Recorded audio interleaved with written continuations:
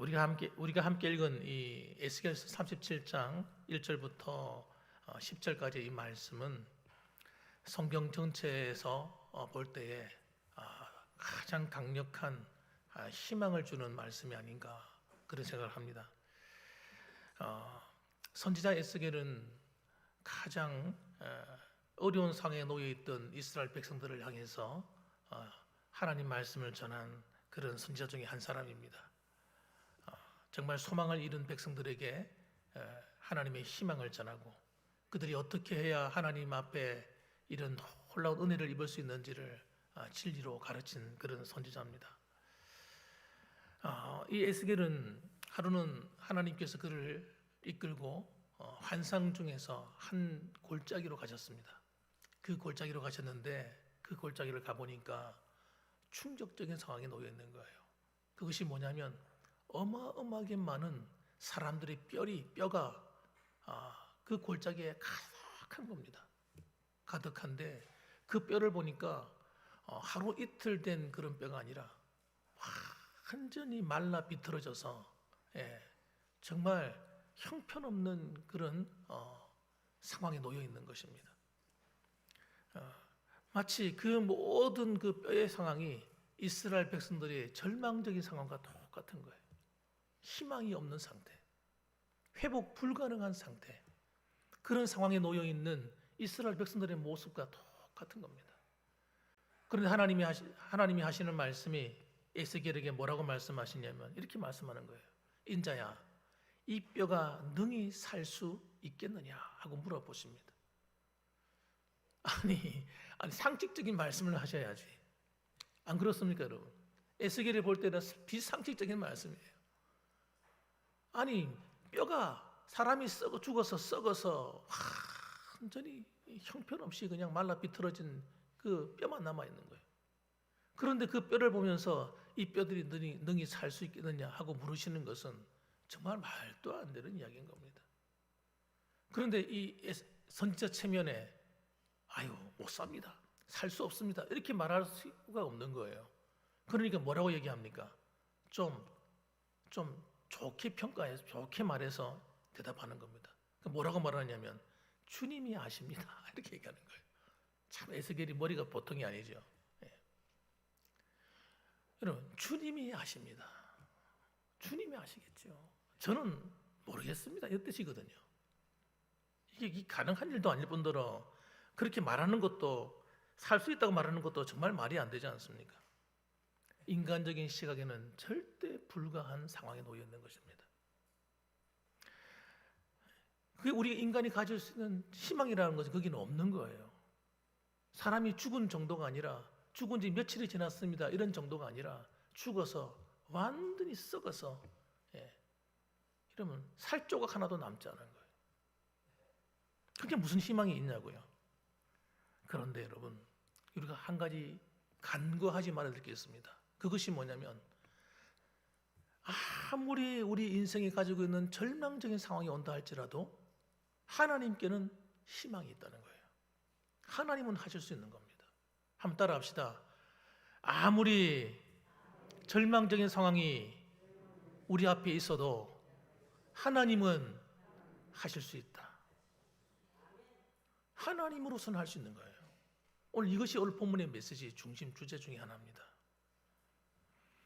그래서 여러분, 우리의 삶이 마른 뼈 같은 상황에 놓여 있다 할지라도 우리가 절망하지 말아야 될 이유가 뭐냐면 하나님께는 방법이 있고 하나님께는 길이 있고 하나님이 하시고자 하시면 되어지기 때문에 우리가 어떤 상황 속에서도 낙심하지 말아야 되는 것입니다. 자, 오늘 이스라엘 백성들은요 정말 절망적인 상황에 놓여 있었습니다. 주전 586년경에 이 남쪽 유다 왕국이 바벨론에 의해서 완전히 멸망해 버렸습니다. 예루살렘 성전은 파괴되었는데 돌 하나 남지 않도록 완전히 파괴돼 버렸어요. 복구 불가능하게 만들었습니다. 이 유다 백성들은 성읍마다 성읍이 완전히 파괴되었어요. 회복 불가능해요. 회복 불가능. 사람이 살 수 없을 정도로 다 파괴되고, 그리고 사람들이 다 죽었습니다. 어린아이부터 노인까지 비참하게 죽었어요. 그리고 그 중에 남은 자들, 그나마 쓸만하다고 여기는 남은 자들만 끌려서 어디로 갔느냐? 바벨론의 포로가 되어서 그 나라에 끌려갔습니다. 끌려가서 127도나 되는 전국으로 전부 다 나뉘어서 흩어졌습니다. 몇몇 사람들은 왕궁으로 들어가기도 했지만 대부분의 많은 사람들은 그냥 형편없이 끌려가서 흩어진 거예요. 정말 여러분, 그런 상황 속에서 무슨 희망이 있어요? 그들은 어떤 소망도 갖지 못할 정도가 되어버린 겁니다. 독립된 국가도 없지요. 예배할 성전도 없지요. 미래에 대한 희망도 불가한 거예요. 누가 바벨론이라는 이 거대한 나라에서 그 나라를, 그 사람들을 끄집어내줄 수 있고 회복시켜줄 수 있겠습니까? 그래서 이들이 뭐라고 얘기하냐면요, 그들이 포로가 되어서 잡혀가서 살면서 이런 얘기를 고백하는 겁니다. 11절 말씀 보면 이렇게 말합니다. 또 내게 이르시되 인자야, 이 뼈들은 이스라엘 온 족속이라. 그들이 이르기를 우리의 뼈들이 말랐고 우리의 소망이 없어졌으니 우리는 다 멸절되었다 하느니라. 끝났다는 거예요. 끝났다. 이제는 끝났어.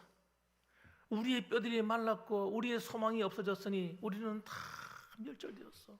끝이 났어. 나라가 망했어. 이제는 희망이 없어. 모두가 그러면서 절망적인 상황에 놓여 있었다는 거예요. 그러니까 이스라엘 백성들이 포로에 잡혀 살아가는 그 소망 없는 그 상황 속에서 희망이 보이지 않으니까 그냥 낙심만 하고 있는 거, 주저앉아 있는 겁니다. 마치 마른 뼈들이 다시 살아날 수 없는 것처럼 말입니다. 그때 여러분, 하나님 말씀하시는 거예요. 뭐라고 말씀하십니까? 이렇게 말씀하시는 겁니다. 에스겔을 이렇게 하는 이야기가, 이 뼈들이 능히 살겠느냐 이거예요.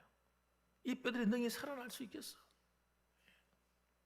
그들의 상황을 한번 보십시다. 우리 1절과 2절 보시면요, 그들이 어떤 상황인가 다시 한번 살펴볼 수가 있습니다. 성경을 보면서 한번 살펴봅시다. 여호와께서 권능으로 내게 임재하시고, 하나님이 성령의 권능으로 이 에스겔에게 임재하셔가지고 영으로 끌고 환상 속으로 들어간 겁니다. 들어가서 실제 있는 상황이 아니에요. 눈에 진짜 실제로 어떤 골짜기에 뭐가 있는 게 아닙니다. 환상을 하나님께서 만드셔가지고 그 환상 속에다가 에스겔을 데리고 들어가신 거예요. 들어가서 가서 골짜기 가운데 두셨는데 거기 뼈가 가득하더라. 얼마나 뼈가 많으면 여러분 뼈가 가득합니까? 여러분, 어떤 그릇에, 이런 그릇에 물이 반쯤 들어있는 거 보고 가득하다고 얘기합니까?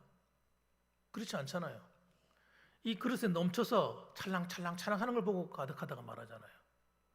그러니까 골짜기가, 여러분, 그 깊은 에스겔 골짜기에 얼마나 많은 사람이 죽었는지, 여러분, 반쯤 있는 것이 아니고 한 3분의 2쯤 있는 것이 아니고 골짜기 전체가 산 등성이처럼 메워져 가지고 그 안에 그냥 무수한 뼈가 그냥 쌓여 있는 거예요. 여러분, 그걸 보셔야 됩니다. 나를 그 뼈 사방으로 지나가게 하시기로 본즉 그 골짜기 지면에 뼈가 심이 많고 아주 말랐더라. 여러분, 이 뼈가 여러분 오래된 뼈인 거예요. 보통 오래된 게 아니라 죽어서 이제 완전히 완전히 사가버린 아주 형편없는 시기에 놓여 있는 겁니다. 심이 말랐다는 거, 심이. 그러니까 이 이스라엘의 절망적인 상황은요, 어떤 상황이냐 그러면 그냥 가벼운 절망이 아닙니다. 살아가다 보면 좀 나아지겠지, 이런 상태가 아닌 거예요. 살아보면 살아볼수록 절망인 거예요. 소망이 없는 상태인 거예요. 오랜 시간이 지나면서 더 절망이 가중되는 상태. 그렇잖아요. 사람이 살아가면서 희망이 있으면 용기를 가지고 막 살 텐데 살아가면 살아갈수록 절망이 다가오는 거예요. 와, 이건 도저히 안 되네. 이거는 정말 불가능하네. 이런 상태가 되었다는 얘기를 하는 겁니다. 예. 그게 그 단어가 뭐예요? 심이 말랐다는 거예요. 심이. 완전 재생 불가능. 수분 0.00001%도 없는 상태. 완전 말라 비틀어진 상태. 여러분, 이스라엘만 그렇습니까? 우리가 살아가다 보면요, 때때로 이 인생길에 나도 그런 답답한 상황에 놓일 수가 있습니다. 살아가다 보면 이거 되겠나 이거? 나는 왜 이렇지? 나는 왜 해도 되는 일이 없을까? 어떤 사람들은요, 자기 자신에 대해서 이 절망적인 상황에 놓일 때가 있어요. 여러분, 그럼 우리는 어떻게 해야 되냐 이 말이에요. 그럴 때, 여러분, 그런 놀라운 사실은 뭐냐면 하나님은요, 왜 그걸 보여줬겠습니까? 하나님께는 방법이 있기 때문입니다. 여러분, 따라합시다. 하나님께는 방법이 있다. 이게 여러분 우리의 소망입니다. 우리는 방법이 없을지라도 하나님께는 방법이 있다 이거예요. 여러분, 이걸 믿으시길 주님의 이름으로 축원합니다. 그래서 우리가 하나님을 찾고 구해야 되는 거예요. 하나님을 여러분 가볍게 여기시면 안 돼요. 하나님이 어떤 분이세요? 온 천지 만물을 창조하시고 다스리시고 섭리하시고 운행하시는 분이세요. 믿으십니까 여러분? 그 하나님이 우리에게 주시고자 하시며 후히 주시고, 야고보서 1장에 보니까 꾸짖지 아니하시는 하나님이다 이렇게 말합니다. 하나님께서 후히 주시고 꾸짖지 않으신대요. 하나님은 째째한 하나님이 아니시라는 거예요. 우리가 하나님을 찾고 구하고 두드리면요, 하나님은 째째하게 야 애다 이거나 먹어라 하고 그러시는 분이 아니라는 거예요. 후히 주시고, 또 뭐요? 자기를 찾고 구한다고 야 좀 그만 좀 해, 귀찮아 죽겠어 하고 하나님께서 책망하시거나 꾸짖지 않는다는 거예요. 하나님께서 야 네가 한 게 뭐가 있어? 네가 잘난 게 뭐가 있어? 그리고 하나님께서 우리를 비웃으시거나 우리를 내치지 않는다는 거예요. 하나님은. 그러므로 여러분, 내가 잘났든 못났든 상관없어요. 내가 무슨 업적을 많이 남겼든 한 일이 아무것도 없든 상관이 없는 거예요. 하나님을 찾고 구하는 것은 여러분, 하나님이 기뻐하시는 것은 그겁니다. 그거 찾고 구하길 기대하시는 거예요.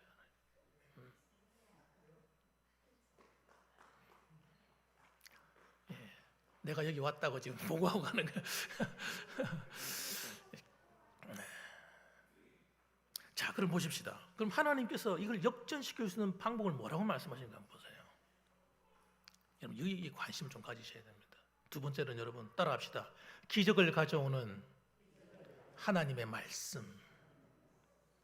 성경에서 여러분 창세기부터 요한계시록까지 하나님께서 계속 말씀하시는 주제 중에 하나예요. 하나님 말씀이 여기 있다. 하나님 말씀하시니 그대로 되어진다. 여러분, 하나님께서 이처럼 최악의 절망적인 상황을 보여주신 것은 오직 하나님의 능력만이 이 상황을 뒤집어 엎을 수 있다고 가르쳐 주시는 거예요. 이스라엘이 멸망한 이유가 있습니다. 왜 멸망했습니까? 하나님 말씀을 버렸기 때문입니다. 여러분, 하나님 백성이 하나님을 왕으로 섬기는 이스라엘 백성들이 하나님을 버렸어요. 하나님 말씀을 갖다 버렸어요. 불순종했어요. 여러분, 이건 여러분 정말 우습고도 우스운 이야기예요. 아니, 하나님 백성들이 어떻게 하나님 말씀을 버립니까? 그리고 어떻게 살 수가 있습니까? 하나님 말씀이 법인 나라에서, 하나님 말씀이 법인 율법을 가진 나라에서 어떻게 이 말씀에 불순종하고도 나라가 잘 될 수 있고 잘 살 수 있습니까? 말이 안 되는 이야기잖아요. 아담이 하나님이 왕이 되신 그 에덴에서 하나님을 주인으로 왕으로 그분에 의해서 창조된 피조물인 주제에 하나님 말씀을 어기고 어떻게 산다고 하나님 말씀을 무시해버립니까? 그리고 더 나아가서 하나님처럼 되고 싶은 욕망에 사로잡혀서 그 선악과를 따먹을 수가 있습니까?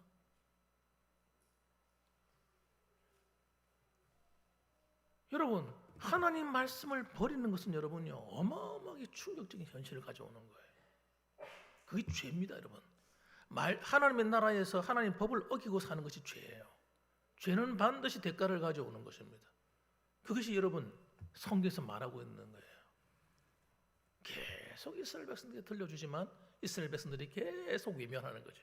하나님 말씀 필요 없어. 하나님 법 따라 안 살 거야. 내 마음대로 살 거야. 그래서 결국은 이스라엘 백성들이 나라가 망하고 완전히 패망해버린 거예요. 비참하게 망한 거예요, 여러분. 그런데 하나님 하시는 말씀이 뭐라고 말씀하냐? 너희들이 하나님 말씀을 지키지 않아서 멸망을 했는데 너희들이 회복될 수 있는 방법도 하나님 말씀밖에 없어. 이렇게 얘기하는 거예요. 따라합시다. 하나님 말씀 외에는 다시 살 수 있는 방법이 없다. 그래서 그들을 여러분 이것을 가르치기 위해서 하나님 하시는 말씀 한 방법이 뭐냐면 에스겔에게 시키는 겁니다. 뭘 시킵니까? 야, 인자야, 이 뼈들이 능히 살 수 있겠느냐? 네가 볼 때 어떻느냐는 거죠. 절망이죠. 자기 그런 말을 고백할 수 없어요. 살 수 있겠습니다 말 못 하겠는 거죠. 그 주님이 하십니다. 주님이 하십니다. 주님께 책임을 전가시켜 버리는 거예요. 자신이 없는, 에스겔도 자신이 없는 겁니다. 아마 에스겔이 믿어졌고 자신이 있었으면 네, 능히 살 겁니다 이렇게 말했을 텐데 불가능한 거예요. 말문이 막힌 겁니다. 더 이상 말할 말이 없어요. 그런데 하나님께서 하시는 말씀이 이렇게 말씀합니다. 너는 지금부터 내가 시키는 대로 해. 내 말을 대언하라 이렇게 말씀합니다. 따라합시다. 내 말을 대언하라. 대언이 뭡니까? 대신 말한다 이 뜻이에요. 너 지금부터 내 말을 대신 선포해. 이 뼈들한테 명령해 이렇게 말씀하는 겁니다. 자, 그러면서 이렇게 말합니다. 4절과 5절 말씀 보십시오. 4절과 5절에 보면 이렇게 말씀하세요. 또 내게 이르시되 너는 이 모든 뼈들에게 대언하여 이르기를 너희 뼈들아 여호와의 말씀을 들을지어다. 이 논리가 안 맞는 말이죠. 아니 뼈들이 어떻게 말씀을 들어요? 듣기는 안 그렇습니까? 기가 달렸습니까? 뼈에? 죽었어요. 생명이 없어요. 끝이 난 겁니다. 그런데도 그렇게 말하라는 거예요. 여기서 이 에스겔에게 굉장히 요구되는 게 뭡니까? 요구되는 게 뭐예요? 하나님 말씀에 순종하는 겁니다. 이해가 되지 않지만, 믿어지지 않지만, 자기는 자신이 없어서 주님이 하십니다 이렇게 말했단 말이에요. 말이 안 되는 이야기 같잖아요. 그런데도 알겠습니다. 내가 여호와의 말씀을 따라서 순종하겠습니다. 오늘 이 에스겔에게 필요한 건 여러분 하나님 말씀을 믿음으로 순종하는 것밖에 없어요. 다른 방법이 없어요. 지금 여러분 하나님께서 누구를 통해 일하십니까? 에스겔을 통해 일하겠다는 거예요. 주 여호와께서 이 뼈들에게 이같이 말씀하시기를 5절에 보면 내가 생기를 너희에게 들어가게 하려니 너희가 살아나리라 이렇게 명령하라는 거예요. 다 죽어 썩어버려서 뼈 잔잔한 뼈들은 다 썩어 없고 그것도 굵은 뼈만 살아남았어요. 아니 여기 무슨 인격이 달린 것도 아닌데 이 말을 들을 수도 없는데 들을지어다. 자기 믿음이 부족하지만 에스겔이 어떻게 합니까? 순종합니다. 이스라엘은 불순종해서 망했는데 에스겔은 어떻게 해요? 순종하는 거예요. 순종하고 어떻게 합니까? 하나님 말씀 그대로 선포합니다. 6절에 보면 너희 위에 힘줄을 두고 살을 입히고 가죽으로 덮고 너희 속에 생기를 넣으리니 너희가 살아나리라 이렇게 하셨다 하라 하니까 그대로 따라합니다. 7절 보십시오. 이에 내가 명령을 따라 대언하니 명령을 따라 이 명령이 뭡니까? 계명입니다. 계명. 하나님의 명령은 다 계명이에요. 하라 하지 말라는 명령이에요. 여러분 우리는요 하나님 말씀대로 하라 하지 말라는 말을 다 어기고 삽니다. 내 마음이 들면 하고 마음이 안 들면 다 어겨버리는 거예요. 내 마음에 감동이 오거나 믿어지면 하고 별로 감동도 안 오고 안 믿어지면 안 하는 거예요.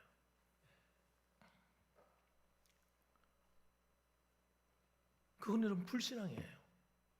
신앙이 아니에요. 에스겔이 자기가 생각해보고 감동이 안 와. 안 믿어져. 죄송합니다 하나님. 난 못하겠습니다. 아니 하나님 내가 무슨 말도 안 되는 그런 소리까지 따라 해야 됩니까? 전 못하겠어요. 그럴 수 있잖아요. 에스겔이. 아니 뼈들한테 말한다고 무슨 일이 벌어지겠냐고요. 논리적으로 좀 말씀해 주세요, 하나님.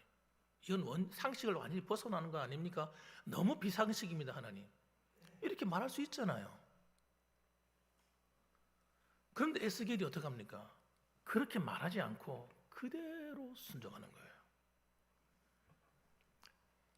내가 명령을 따라 대언하니, 대언할 때 소리가 나고 움직이는 거예요. 기가 막힌 얘기를 설명해 주는 겁니다. 실제 상황을 보여주는 거예요. 뼈들이 있잖아요. 다 섞여 있잖아요. 썩어서 막 섞여서 막 어느 몸이 어느 몸인지 몰라요. 그런데 뼈들이 마치 자기 몸을 찾아가듯이 움직이기 시작하는 거예요. 막 다그닥다그닥다그닥 붓기 시작하는 거예요. 자기 뼈끼리 만나서 붓고 또 찾아가서 붓고. 이게 여러분 소리가 들린다는 소리가. 이 뼈 저 뼈가 들어맞아 뼈들이 서로 연결되더라. 하나님 말씀을 순종해서 대언하니까 기적이 일어나기 시작한 거예요. 또 보니 그 뼈에 힘줄이 생기고 살이 오르는 거예요. 뼈들이 딱 맞춰지기 시작하니까 그 다음에 그에 힘줄이 생기더니 살이 덮이기 시작하는 거예요. 살이 점점 차가 채워집니다. 조금 있으니까 그 위에 가죽이 덮여요. 이 근육과 이런 힘줄 이런 것만 있던데 그 위에 가죽이 싹 덮여서 사람의 몸처럼 모습이 탁 생겨나는 거예요. 그런 다음에 있는데 뭐지 그때는 모습은 갖춰졌는데 그 안에 생기가 없더라. 생기가 없단 말이 무슨 말이에요? 영혼이 안 들어앉아 있는 거예요. 그러니까 또 주님이 또 말씀하시는 거예요. 인자야, 9절에 보니까 너는 생기를 향하여 대언하라. 생기가 눈에 보이지도 않는 거죠. 그 생기를 향하여 대언하여 이르기를 주 여호와께서 이같이 말씀하시기를 생기야 사방에서부터 와서 이 죽음을 당한 자에게 붙어서 살아나게 하라. 이렇게 말씀합니다. 그러니까 에스겔이 그 말씀을 듣고요. 기가 찬 말씀이잖아요. 그래도 따라하는 겁니다. 그 10절에 보시면 이에 내가 그 명령대로 대언하였더니 생기가 그들에게 들어가매 그들이 곧 살아나서 일어서서 서는데 군대더라. 극히 큰 그냥 보통 군대가 아니라 어마하게 많은 군대, 거대한 군대가 딱 만들어졌다는 거예요.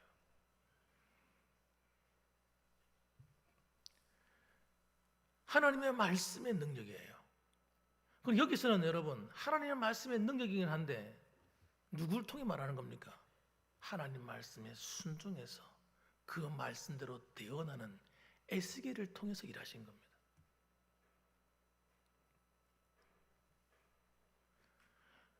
천지 만물을 창조할 때도 하나님 뭘로 창조하셔요? 하나님 말씀으로 창조하십니다. 말씀의 능력이 절망적인 상황 속에 놓여 있던 모든 걸 고치겠다는 거예요. 잘 들으셔야 됩니다.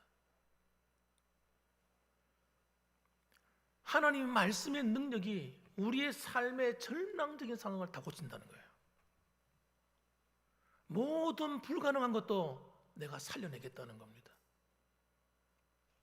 그러니 너는 뭐 하라는 거예요? 하나님 말씀에 순종하라는 거예요. 하나님의 말씀에 순종해서 시키는 대로 하라는 거예요. 시키는 대로. 우리가 신앙생활 하면서 여러분 우리의 삶에 일어나는 모든 기적이 어디서 오는지를 모르고 살아가는 사람들 많습니다. 그냥 열심히 기도만 하면 되는 줄 압니다. 그러나 불순종하면서 기도하는 건 아무 소용이 없습니다. 아무 능력이 없어요. 우리가 예배를 드리면 하나님이 함께 할 거라고 믿습니다. 그러나 여러분 하나님께 불순종하면서 드리는 예배는요 능력 없는 예배예요. 능력 없는 예배.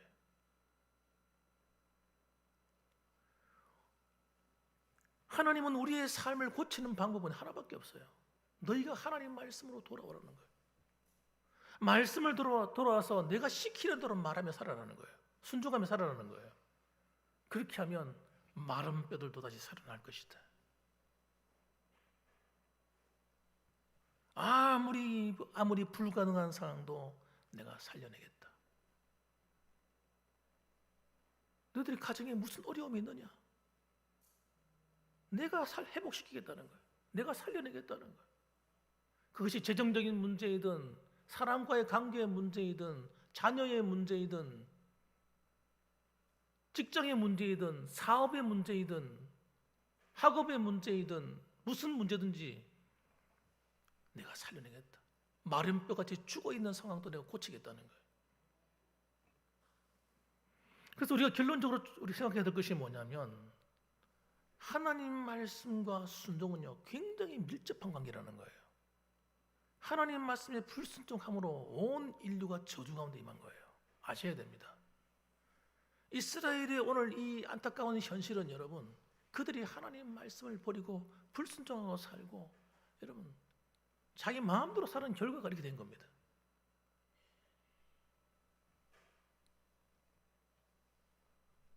그래서 여러분 우리는 우리의 능력으로 사는 거 아니에요. 잘 아셔야 됩니다.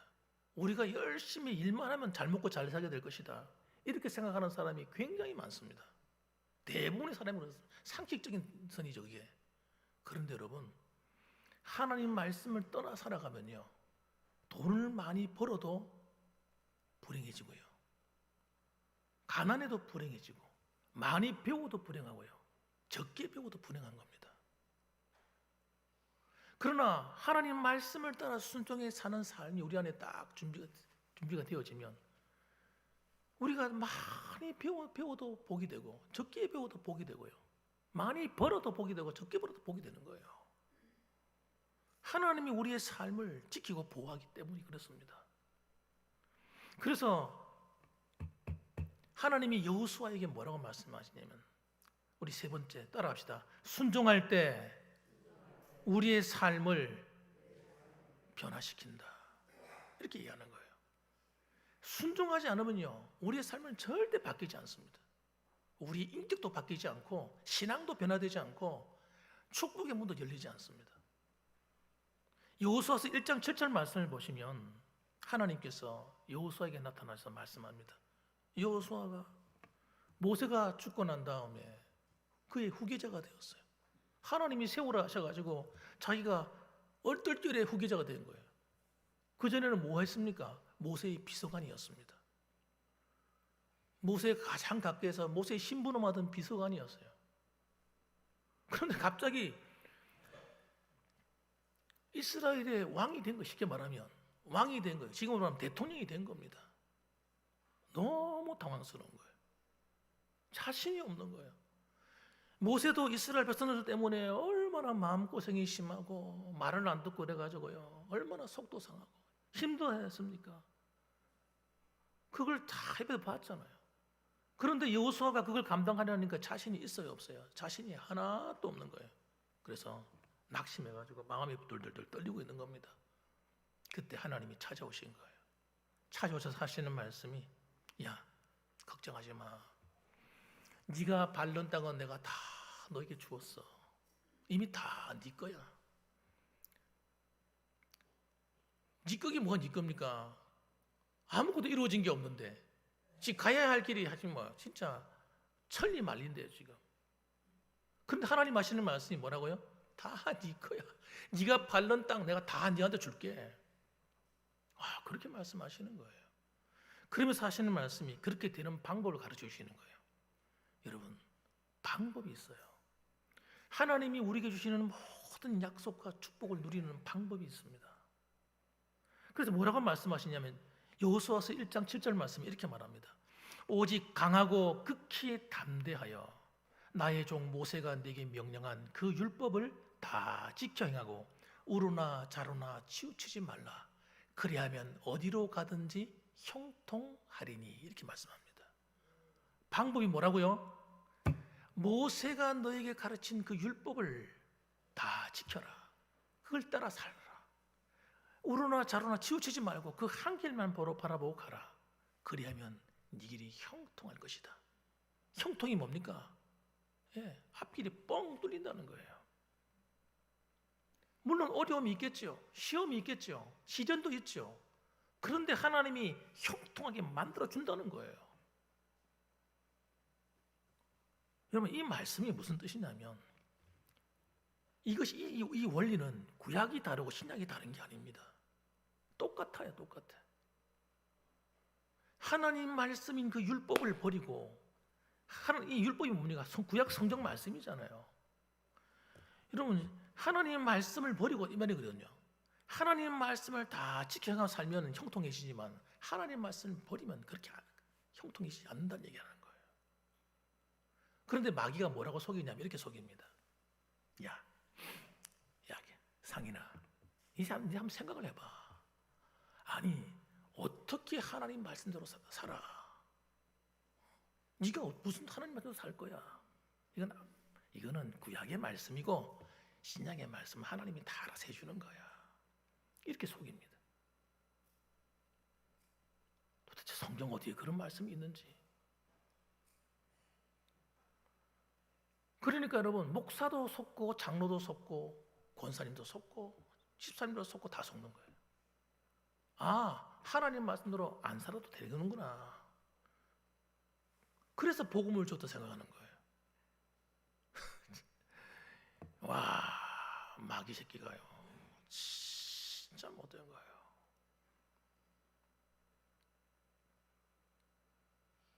하나님 말씀대로 어떻게 사냐 이거예요. 율법을 어떻게 다 지키냐 이거예요. 그런 사상이 우리 속에 탁 들어오니까요, 어떻게 되냐 아세요? 하나님 말씀대로 안 사는 거예요. 꼭 멸망할 때 남쪽 유다처럼 사는 거예요.